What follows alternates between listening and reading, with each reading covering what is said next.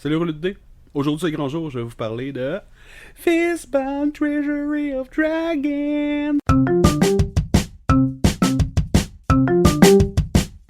Hello groupe, Fistbound, je pense que ceux qui me connaissent savent que j'attendais ce livre-là depuis un méchant bout. Ça m'a pris un peu de temps à passer au travers, mais là c'est fait, puis pour vrai je suis... pour commencer, voilà. Pour ceux qui sont au courant, moi j'ai commencé avec la 4e édition, et tous les dragons ça me faisait déjà triper à fond. Puis là, tu sais, j'avais des livres aussi des anciennes versions, plein de Draconomicon, si je me trompe pas c'était ça le terme, mais...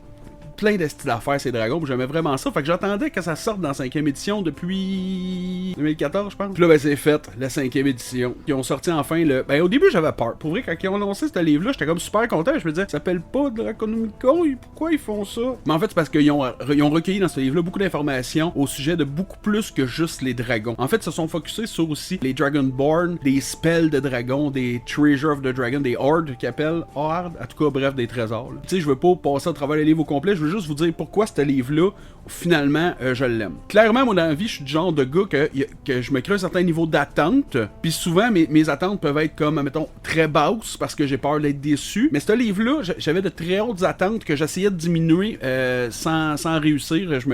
J'espérais. Puis finalement, je l'ai, puis j'avais peur d'être déçu, puis non, pour vrai, c'est vraiment plus que ce que j'espérais. Et qu'est-ce que j'ai surtout trouvé dans ce livre-là qui me fait plaisir, en fait, c'est des idées. C'est la pullulation, l'amoncellement, tellement de choses que quand je les lis, je me dis, oh mon dieu, je vais faire une game avec ça. Puis pour vous expliquer comment ça se fait que je trippe autant puis que j'ai envie de faire une game avec ça, en fait, je vais juste vous donner l'exemple parfait du truc qui vient stimuler en moi la machine à idées qui me donne envie de faire plein de games. C'est pour commencer tout ce qui est à propos des œufs de dragon. T'sais, là, il donne des options. Comment est-ce qu'un œuf de dragon apparaît dans le royaume dans lequel tu joues? Ça peut être Bahamut puis Tiamat, mettons, qui se sont mis ensemble et qui a dit, OK, on en fait un. Ça peut être juste les dragons qui en pondent un par chaque, mettons, 10 ans, 20 ans, 40 ans, je sais pas. Il donne aussi des idées de genre, est-ce que ça se pourrait qu'il faut que tu rejoignes plusieurs dragons de différentes couleurs, que les autres, par magie, se mettent ensemble puis ils font un œuf. Il y a même des affaires du genre, est-ce que ça se pourrait qu'il faut qu'ils mangent une certaine quantité de leur trésor pour en venir à bout de après ça, pondre l'œuf. Déjà, là, il donne vraiment des options cool. Après ça, ils s'en vont plus sur le comment tu fais pour faire, tu sais, l'œuf, comment il fait pour être large. Un dragon rouge, par exemple, est-ce qu'il va devoir mettre son œuf dans la lave? Est-ce qu'il va devoir le couvrir, le couvert?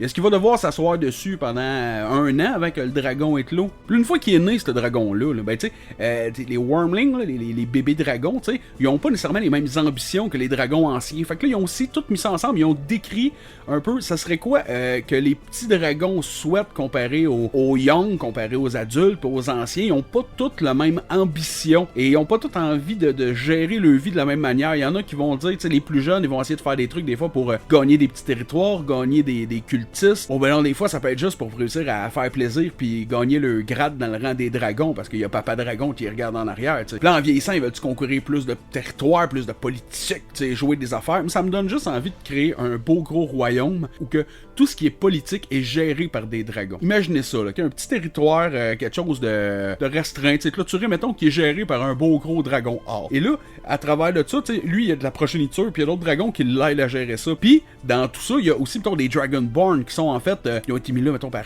Tiamat ou Bahamut ou les deux, tu sais, puis là, il y a des Dragonborn de couleur toujours métallique qui, eux, servent vraiment plus d'hommes de main pour faire régner un peu l'ordre à l'intérieur de cette ville-là, tu sais, puis tout ça est cool, mais il y a un problème, c'est qu'à l'extérieur de ces murs-là, c'est les territoires des dragons chromatiques. Les dragons chromatiques, on n'a pas besoin de les gérer en général parce que ils sont pas très, ils ont pas tendance à s'allier les uns envers les autres. C'est comme les Sith dans le temps, tu sais, ils se faisaient des petits clans puis ils se trahissaient les uns les autres, ce qui fait qu'il n'y avait pas tant le temps de gérer Jedi. Mais là, imaginez 2 secondes qu'il y ait quelqu'un, mettons un dragon de gem, je sais pas trop, quelque chose qui se pointe puis que lui il décide qu'il va réussir à rallier ces dragons-là, chaotiques ou loyaux, mais toujours dans l'alignement plus mauvais, puis il va réussir à installer un certain ordre. Tu sais, du genre, eux, ils ont beaucoup de territoires, ils ont des ressources, tout ça, nous autres on a des terres ravagées, aucune politique, on va juste réussir à manger le dragon, peut-être une histoire de vengeance envers le chef en place présentement, tu sais. Puis là, tu mets des aventuriers là-dedans.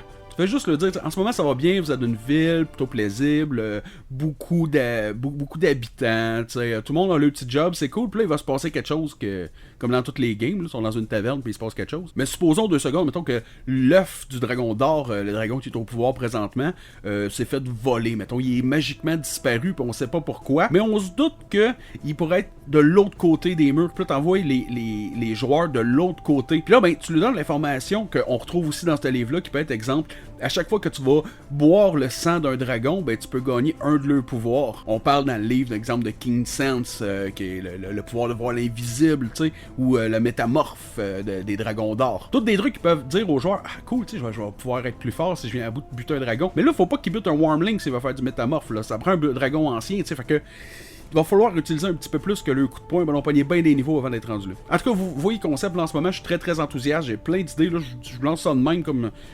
parce que c'est ce qui me passe par la tête pour l'instant, mais il y a tellement d'idées qui me viennent en tête quand je lis ce livre-là, et c'est exactement ce que je recherchais, c'est juste tellement de créativité pour créer un autre game. Mes joueurs sont déjà au courant, présentement, dans ma game de la gang des bâtards, je les ai dit, écoutez, moi en ce moment, j'ai déjà envie de sauter à un autre quête. J'ai tout le temps ça, moi, la nostalgie des bas niveaux, tu sais, genre level 3, ils sont plus vulnérables un peu, mais il y a des nouveaux personnages, on apprend à les connaître. Tu sais, je trouve qu'à haut level, ça devient un peu plate plus facile. Mais là, rajouter là-dessus que j'ai ça dans mes mains, il y a ce type de l'utiliser. Fait que j'ai déjà parlé à mes joueurs que à la base, j'avais dit que ce serait une petite campagne, tu sais, d'une 20-25 games. On est déjà rendu à 27, je me trompe pas. Fait que je les ai dit, regardez, attendez-vous à ce que dans pas long, il se passe des affaires pour amener ça à la fin, parce que j'ai hâte de jouer avec ce livre-là, puis ça donne que tous mes joueurs sont comme, oh wow, avec plein de dragons, ça pourrait être malade. That's it for today, roulette de dés.